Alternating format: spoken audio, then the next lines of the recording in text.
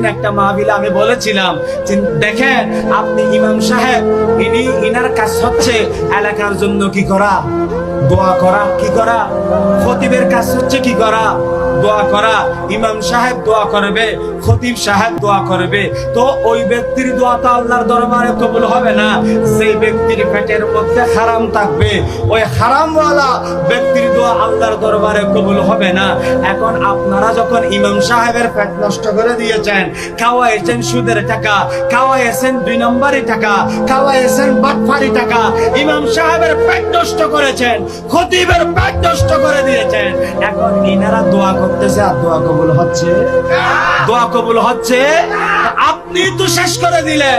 আর ইমাম সাহেব, খতিব সাহেব, তৎকালীন সময়ে যারা ইমাম ছিলেন, খতিব ছিলেন, ইতারা হইতে গুস হইল গুই, ইতারা ঘর যদি শুধু রাখার বাড়ি কে থাকে, 2 নম্বরই ব্যবসা করে দে কে থাকে, আই ইতারা ঘরত, আই ইতারা আড়ে যাইতাম ন, ইতারা খানা খাইতাম ন।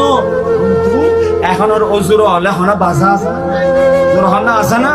বাসা নাই তো, শুধু খোদা দিলে হা শুরু করে দিয়ে, ঠিক কিনা? এই যে আরো সমস্যা আছে, আবার শুধু অনারও সমস্যা ন, আরো সমস্যা আছে। একটা লাই কবুতরের মতো বাসি বাসি হওয়ার দরকার আছে না? নাই, শুনো হন না, কবুতরের মতো বাসি বাসি হাবের চেষ্টা করিবেন।